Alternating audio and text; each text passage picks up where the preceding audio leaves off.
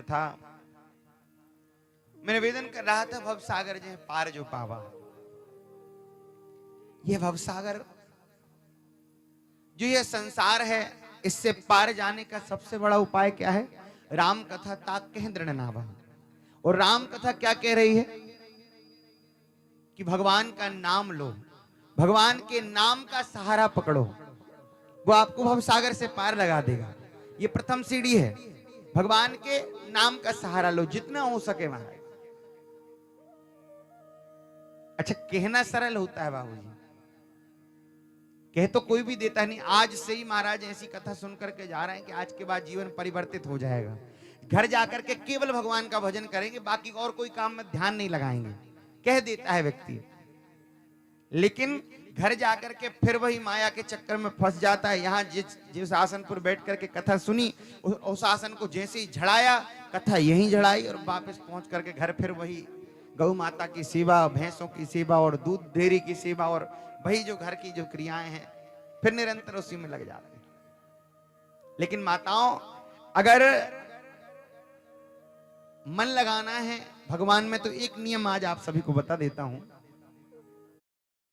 मेरे 24 साल के न्यूमरोलॉजी एक्सपीरियंस ने मुझे सिखा देता हूं,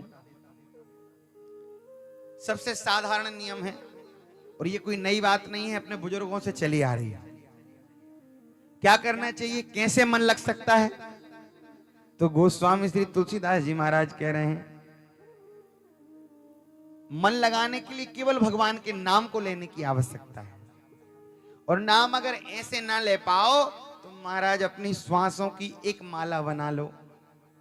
क्या बनाना है? सांसों की माला। सांस जैसे ही अंदर जाती है और बाहर आती है, और महाराज प्रत्येक नाम पर, प्रत्येक श्वास पर राम राम राम, श्वास श्वास पर राम भज, और वृथा श्वास नहीं खोए, ना जाने या श्वास की आवन होए न होए। क्या करना है बाबूजी? श्वास श्वास पर राम भज। अच्छा, ये आज की बात नहीं है, अपन से बुजुर्ग, खैर आप लोग भी बड़े बुजुर्ग हैं, आप भी यही करते होंगे। पहले के जो बुजुर्ग होते थे दादाजी, वह उठते बैठते खाते पीते हर परिस्थिति में राम राम राम राम। ये है क्या महाराज? ये राम नाम लेने का एक अभ्यास है, और जो अभ्यास अगर हमारे जीवन में उतर जाता है, ये लेते किस लिए हैं कि महाराज अंतिम समय में जब हमारा आए तो हमारे मुख से भगवान का नाम आ जाए। क्योंकि शास्त्रों में लिखा है, कंठावरोधन विदौ स्मरणम कुतस्ते। अंतिम समय जब माता जी हमारा आता है तो सारी गृहस्थी दिखाई देती है। ये हमारे माता, ये हमारे पिता, ये हमारे बालक नाती पोते संती संती महाराज सब दिखाई देते हैं। अगर नहीं आती याद तो केवल भगवान के नाम की याद नहीं आती। आपने भरत जी महाराज की श्रीमद् भागवत में कथा सुनी होगी। जड़ भरत जी घर छोड़ करके राजपाट अपने पुत्र को सौंप करके वन में गए थे महाराज भजन करने के लिए।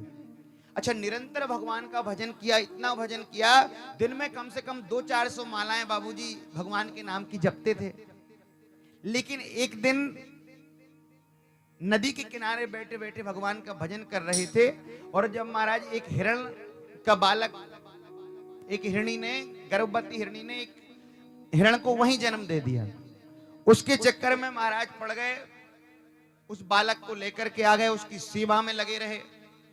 और महाराज अंतिम समय जब आया, सेवा करते करते बाबूजी कहते हैं, जब अंतिम समय आया तो भगवान का ध्यान नहीं आया, उस हिरण के बच्चे का ध्यान आया। और शास्त्र कहते हैं माताओं, अगर अंतिम समय में हमें जिसकी भी याद आती है, हमें उस योनि में जाना पड़ता है। भरत जी महाराज ने इतना भजन किया, लेकिन अंतिम समय, अंत भला सो सब भला, लेकिन अंत जब बिगड़ गया तो महाराज अंतिम समय में मृग की ध्यान आई, तो अगले जन्म में महाराज फिर वही मृग बनना पड़ा। लेकिन हमें महाराज ऐसा नहीं करना है। हमें कोशिश यह करनी है कि हम अपनी श्वासों की एक माला ऐसी अभ्यास में डाल लें, ऐसा भगवान का नाम लेते रहें कि अंतिम समय में भगवान का नाम आ जाए, अंतिम समय में भगवान का दृश्य हमारे नेत्रों के सामने आ जाए। तो महाराज ये संसार का आने जाने का कुचक्र जो है, पुनरपि जन्मम पुनरपि मरणम पुनरपि जननी जठरे सेनम, यह कुचक्र खत्म हो जाएगा। केवल अभ्यास करना है, श्वास श्वास पर राम भज। और ऐसा अभ्यास जब पड़ेगा तो महाराज अपने आप जीवन सुधर जाएगा। आइए आज हमारी रामचरितमानस का